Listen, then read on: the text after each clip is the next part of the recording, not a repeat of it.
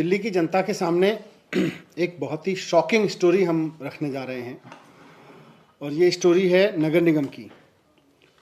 पूर्वी और उत्तरी नगर निगम नॉर्थ और ईस्ट एमसीडी को पूरी तरह से दिवालिया कर दिया गया है। उनके बैंक में आज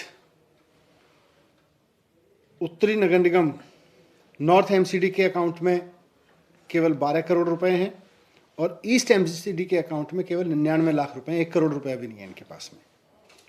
जबकि इनके ऊपर दिल्ली सरकार का 6,276 करोड़ रुपए का लोन बकाया है।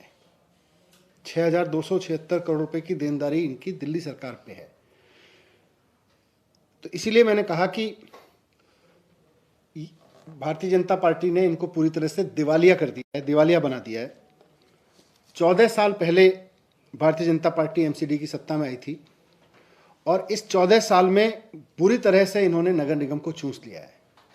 इतनी बुरी तरह से चूस लिया है कि अब इनमें नगर निगम की गुठली भी इन्होंने नहीं छोड़ी है। आज बीजेपी ने नगर निगम को इस लायक भी नहीं छोड़ा कि वो अपने कर्मचारियों को तनख्वाह दे सके। नगर निगम के जो बेसिक फंक्शन हैं, साफ सफाई, primary health, primary education, building department, नक्शे, इन सब की तो बात छोड़ दीजिए, इन पे तो बात करना ही बेमानी है। कर्मचारियों की तनख्वाह दे सके नगर निगम। 14 साल की सत्ता में भारतीय जनता पार्टी ने नगर निगमों को इस लायक भी नहीं छोड़ा कि वो अपने कर्मचारियों की तनख्वाह दे सके। आज उसके कर्मचारी, चाहे वो सफाई कर्मचारी हों, टीचर्स हों, मेडिकल स्टाफ हो, बाकी स्टाफ हो, तनख्वाह के लिए तरस रहे हैं। भारतीय जनता पार्टी ने पिछले 14 साल में नगर निगम में जो राजनीति की है, वैसी भ्रष्ट राजनीति देश के तो छोड़ दीजिए, दुनिया भर के किसी नगर निगम में देखने को नहीं मिलती जितना भ्रष्ट प्रशासन भारतीय जनता पार्टी ने 14 साल में नगर निगम में चलाया है।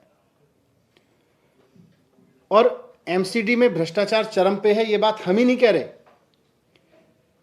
बीजेपी के बड़े नेता भी मान रहे हैं।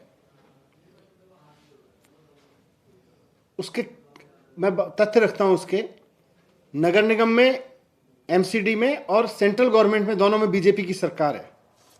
तो बीजेपी की सेंट्रल गवर्नमेंट जो है वो देश भर के नगर निगमों को पैसा देती है, वो उनको अलग से फंड देती है कॉन्स्टिट्यूशन के मुताबिक। हर एक नगर निगम को पैसा देती है, वो चाहे पक्ष का नगर निगम हो, वो शहर जहां भारतीय जनता पार्टी की सरकार है, सेंट्रल गवर्नमेंट उनको भी फंड दे रही है।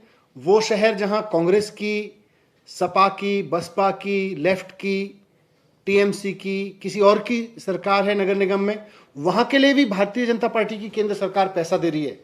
लेकिन केवल और केवल दिल्ली नगर निगम को, जहां भारतीय जनता पार्टी की सरकार है, बीजेपी की सेंट्रल गवर्नमेंट पैसे नहीं दे रही। हमने कैलकुलेट किया,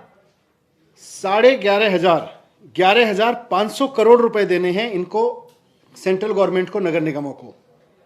लेकिन केंद्र सरकार कह रही है कि जी कानून में लिखा हो, संविधान में लिखा हो, हम इसको नहीं मानते, हम इनको पैसे नहीं दे सकते, क्योंकि हमको ये पता है कि बीजेपी के लोग जो नगर निगम में बैठे हुए हैं सारा पैसा खा जाएंगे। हमने केंद्र से बात की, सीएम साहब ने कई चिट्ठियां लिखी सेंट्रल गवर्नमेंट को कि साहब नगर निगम को आप सीधे पैसा दे दो। हमने याद दिलाया कि मनोज तिवारी जी जब चुनाव लड़े थे, पिछला जब भारतीय जनता पार्टी चुनाव लड़ी थी नगर निगम का 2017 का, उस वक्त मनोज तिवारी जी ने कहा था कि हमारी बीजेपी की सरकार बनवा दो, हम सीधे सेंट्रल गवर्नमेंट से पैसा लाया करेंगे। हमने उन्हें चुनाव का भी याद दिलाया, उन्होंने संविधान कानून की बात की, उन्होंने कहा जी चुनाव में कहा था और संविधान कानून में भी ठीक है, लेकिन हमें यह पता है कि बीजेपी के नगर निगम के नेता पूरी तरह से करप्ट हैं, इनको जो भी पैसा जाएंगे वो खा जाएंगे, चोरी कर जाएंगे। इसलिए हमने तय कर रखा है कि हम विपक्ष का नगर निगम होता है हम उसको दे देते हैं, लेकिन बीजेपी का नगर निगम होने के बावजूद दिल्ली के नगर निगम को हम पैसा नहीं दे सकते। ये केंद्र सरकार का कहना है। पिछले एमसीडी के चुनाव में केंद्र सरकार ने खुद, भारतीय जनता पार्टी ने खुद माना था कि हमारे सारे पार्षद चोरी करने में लग गए हैं, इसलिए सारे बदल दिए थे, एक को भी दोबारा नहीं रिपीट किया। इस बार फिर वो कह रहे हैं कि हम इस बार भी सारे बदलेंगे क्योंकि हमने देखा है सारे चोरी करने लगे। तो जो बीजेपी का शीर्ष नेतृत्व वो भी मानता है, सेंट्रल गवर्नमेंट भी मानती है कि बीजेपी ने 14 साल में नगर निगम को दिवालिया कर दिया है, सारा पैसा खा गए हैं, इनको इसलिए पैसा नहीं दिया जा सकता जो उनका बनता है। अब सवाल यह है कि ये जो कर्मचारी हैं जिनके चूल्हे नहीं जल रहे, जो तनख्वाह के लिए तरस रहे हैं, वो दिल्ली के ही लोग हैं, वो हमारे ही लोग हैं। मुख्यमंत्री जी कहते हैं कि उनका दुख नहीं देखा जा रहा हमसे। इन्होंने फिर सीएम साहब से बात हो रही थी, उन्होंने कहा इन्होंने काम तो किया है। भाई जो काम उन्होंने किया है, अब उनकी क्या गलती है? उन्होंने तो काम कर दिया, तनख्वाह नहीं दे पा रहे, ये बीजेपी की गलती है। तो सीएम ने आदेश दिया कि कहीं से कुछ निकालें। आज दिल्ली सरकार के पास भी फंड्स नहीं है। दिल्ली सरकार भी अपनी जो रेवेन्यू कलेक्शन था हमारा, उसके 50% पे चल रही है। ऑलमोस्ट आधे पैसे आ रहे हैं टैक्स के। बहुत सारी योजनाएं हमने दिल्ली में रोक रखी हैं कोविड की वजह से, लॉकडाउन की वजह से, जो मार्केट का बुरा हाल हुआ। तो दिल्ली सरकार का बड़ी मुश्किल से काम चल रहा है। पर इधर उधर से, कुछ इधर से निकाल के, कुछ इधर से निकाल के, कुछ डिपार्टमेंट की योजनाएं रोक के, कुछ डिपार्टमेंट का पैसा रोक के आज इनको हम 938 करोड़ रुपए दे रहे हैं। बहुत मुश्किल से ये पैसे, कई डिपार्टमेंट का पैसा काट के निकालें, कई डिपार्टमेंट की ग्रांट रोक के, उनके बहुत सारे काम रोक के ये पैसे जुगाड़ किए हैं। ये पैसे सैलरी के लिए दिए जा रहे हैं। तो मैं बीजेपी के नेताओं से कहना चाहूँगा कि इन पैसों को अब चोरी में मत कर लेना, इनसे कर्मचारियों की तनख्वाह देना। और मैं कर्मचारियों से भी अपील करना चाहूँगा कि नज़र रखना, ये बीजेपी वाले आपके इस पैसे को भी खा जाएंगे जो जो स्टेट गवर्नमेंट की ओर से जा रहा है, जो दिल्ली सरकार केजरीवाल जी की तरफ से जो पैसा जा रहा है, जो हमने इधर उधर से दूसरे डिपार्टमेंट का पैसा काट के बचा के किसी तरह से इनको दिया है, वो भी खा जाएंगे अगर इन पे नज़र नहीं रखी गई। तो इनको 938 करोड़ रुपए किसी तरह से जुगाड़ करके इधर से उधर से दे रही है सरकार। और 1 साल की बात है, जब बीजेपी में आपकी सरकार आ जाएगी तो हम ये तो जानते हैं कि चुनौती बहुत बड़ी है। इन्होंने बेड़ा गर्क कर रखा है, पूरा दिवालिया कर दिया है नगर निगमों को। लेकिन फिर भी जैसे दिल्ली सरकार में ईमानदारी से काम किया, दिल्ली के लोगों ने साथ दिया, 30,000 करोड़ का बजट 60,000 करोड़ पहुंच गया। वैसे ही नगर निगम में भी जब आम आदमी पार्टी की सरकार आ जाएगी तो बजट बढ़ेगा और रिसोर्सेज बढ़ेंगे और ईमानदारी से काम होगा, तो फिर ये दिन नहीं देखने पड़ेंगे। सत्येंद्र, देखिएगा, एमसीडी जो है, दिल्ली के तीनों एमसीडीज़ को दिल्ली सरकार का 6,200 करोड़ रुपया बकाया है। दिल्ली सरकार ने उनसे 6,200 करोड़ लेना है, उनके ऊपर लोन है 6,200 करोड़ का। उसके बावजूद भी मुख्यमंत्री अरविंद केजरीवाल जी ने कहा, क्योंकि एम्प्लॉयज़ को बहुत तकलीफ़ है और ये कोविड का टाइम चल रहा है, तो उन्होंने कभी कुछ ना कुछ कहीं से भी फाइनेंस मिनिस्टर साहब से बोला कि भाई कैसे भी कोई भी खर्चा कम करके कुछ पैसा दे दीजिए, इनका नहीं बनता है, तब भी कुछ ना कुछ दे दीजिए। तो 938 करोड़ रुपया डिप्टी सीएम साहब ने इधर से उधर से कम करके काफ़ी चीज़ों के खर्चे कम, दूसरे डिपार्टमेंट का पैसा, दूसरे डिपार्टमेंट के खर्चे कम करके वहाँ से निकाल के दे रहे हैं। एमसीडी के अंदर भ्रष्टाचार है, सबको पता है।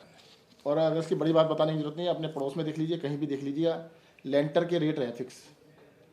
हर एक भी लेंटर पड़ता है तो उसके स्क्वायर मीटर के हिसाब से, स्क्वायर फुट के हिसाब से रेट लेने लगे हैं। और उसमें इतना पैसा इकट्ठा होता है, मैं तो फिगर भी बता सकता हूँ कि एमसीडी का जो बजट है, ऐसे तो पूरे बजट 5 से 10,000 करोड़ रुपये बताते हैं सिर्फ एमसीडी के अंदर। हर साल लेंटर से ही इकट्ठा कर लेते हैं ये लोग, और पैसा कमाने का एक धंधा बन गया है। और इसी वजह से एमसीडी में रोज रोज कहते हैं पैसा नहीं है, पैसा नहीं है, क्योंकि उनके पर्सनल पैसा खड़ा हो रहा है, पर्सनल प्रॉपर्टियाँ बना रहे हैं, पर्सनल पैसा बनाने में लगे हुए हैं। जैसा मनीष जी ने भी कहा है कि जो पैसा हम दे रहे हैं, 938 करोड़ रुपये दे रहे हैं, उसके ऊपर कर्मचारी लोग ध्यान रखें, कहीं ऐसा ना इसको भी खा जाएं और उसके बाद फिर ये कहें कि तनख्वाह नहीं दी। तो सबको तनख्वाह देने के लिए कोविड की वजह से पैसा दिया जा रहा है, इसका ध्यान रखिएगा।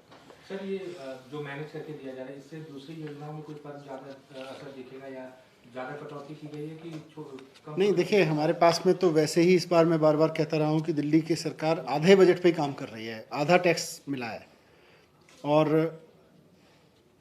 टफ पीरियड है, पूरे देश के लिए ही है, सारी इकोनॉमीज डाउन है।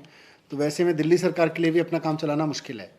पर कुछ डिपार्टमेंट्स की कुछ योजनाओं को रोक के इस बार जब हम आरी में करेंगे तो उनको योजनाओं का पैसा काटेंगे, पर निश्चित रूप से किसी ऐसी स्कीम पे नहीं काट रहे हैं जहां लोगों को बहुत परेशानी हो, पर पैसा काट के दे रहे हैं इनको। सर, एक आखिरी सवाल, सीएम ने ट्वीट किया है कि गाजीपुर मंडी खोली जा रही है। हाँ, उसका पूरा रिव्यू किया। उसके जितने सैंपल पोल्ट्री मार्केट के भेजे गए थे, जो मुर्गियों के सैंपल भेजे गए थे, वो सब नेगेटिव आए हैं।